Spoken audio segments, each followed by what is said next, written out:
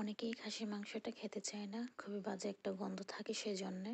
অবশ্যই যদি আমার মতো করে রান্না করেন বা আমার মতো করে এভাবে লেবু দিয়ে চিপিয়ে কিছুক্ষণের জন্য ভিজিয়ে রেখে দেন, তাহলে এক বাজে গন্ধটা থাকবে না। তো আসসালামু আলাইকুম, সবাই কেমন আছেন? আশা করছি ভালো আছেন। আমি আলহামদুলিল্লাহ ভালো আছি। তো যারা দেশ এবং দেশের বাইরে থেকে আমার ভিডিওগুলো দেখছেন তাদেরকে অসংখ্য ধন্যবাদ।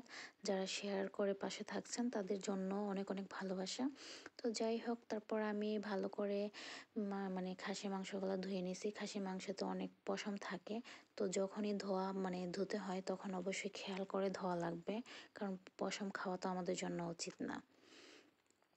তারপর আমি ভালো করে একটু তেল গরম করে নিলাম। তেল গরম করে নেওয়ার পরে সব গরম মশলা ভালো করে দিলাম, দিয়ে ভেজে নিলাম। ভেজে নেওয়ার পরে পেঁয়াজটা ভালো করে বেরেস্তা করে ভেজে নিছি, কারণ বেরেস্তা করে ভেজে নেওয়ার একটাই কারণ, পেঁয়াজের কাঁচা গন্ধটাও থাকবে না আর কালার খুবই সুন্দর আসবে তরকারির। তো আমি এখানে পেঁয়াজটা ভাজার পরে আমি আদা রসুন দিয়ে দিয়েছিলাম। তো আদা রসুন পেঁয়াজ একসঙ্গে ব্লেন্ড করে নিয়েছিলাম, তো আলাদাভাবে দেখানোর কিছুই নাই। তারপরে আমি এখানে ভালো করে প্রথমে ভেজে নিয়েছি কিছুক্ষণের জন্য, যেন কাঁচা গন্ধটা না থাকে। তারপর আমি এখানে শুকনো মরিচ ইউজ করছি। শুকনো মরিচ ইউজ করলে তরকারির ফ্লেভারটা খুবই সুন্দর আসে আর মজাও লাগে, একটু ঝাল ঝাল হয়ে থাকে। তারপর আমি এখানে এক এক করে হলুদের গুঁড়ো, মরিচের গুঁড়ো, ধনিয়ার গুঁড়ো, তারপরে জিরা গুঁড়ো দিয়ে ভালো করে নেড়ে কষিয়ে নেব। তো প্রথমে দেখাতে পারি নাই যে জিরা গুঁড়োটা দিতে মনে ছিল না। তারপর আমি জিরা গুঁড়োটা দিয়ে দিলাম, আবার দিয়ে তারপর আবার ভালো করে নেড়ে টেড়ে তারপর কষিয়ে নেব। তো এখানে যেটা হয়েছে যে আমি এখানে কোনো এডিট করি নাই, অরিজিনাল যে কালারটা আমার তরকারির সেটাই আমি এখানে আপনাদের সামনে তুলে ধরছি।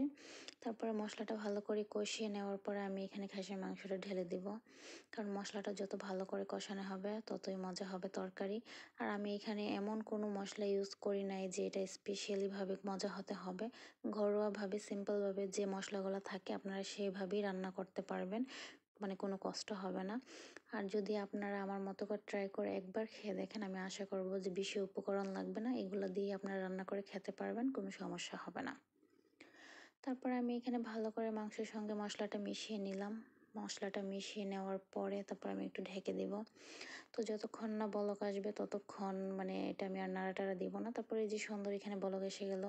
তো যেহেতু এখানে আমি পানি ইউজ করি নাই, সেজন্য একটু নাড়া দিয়ে দিতেছি যেন নিচ দিয়ে না লেগে যায়। তারপরে এই যে আমি আবারও নেড়ে টেড়ে তারপর আবার এখানে রেখে দিলাম। তো রেখে দেওয়ার পরে ভাবলাম যে না নিচে লেগে যায় কিনা, সেজন্য আবারও একটু নাড়াচাড়া দেওয়ার জন্য উঠিয়ে নিলাম। তারপরে এখানে এই যে আমার এখানে আসলে ভিডিওটা নেওয়া হয় নাই, তো আমি এখানে আস্ত আস্ত রসুন দিয়ে দিয়েছি, কাঁচামরিচ দিয়ে দিয়েছি। কাঁচামরিচ আর রসুন দিলে খাসির তরকারিটা খুবই মজার হয়ে থাকে। তো এই যে আমার ফাইনাল লুক, আপনারা মাশাআল্লাহ বলে যাবেন এবং লাইক কমেন্ট শেয়ার করে পাশে থাকবেন আর বলে যান কেমন হয়েছে।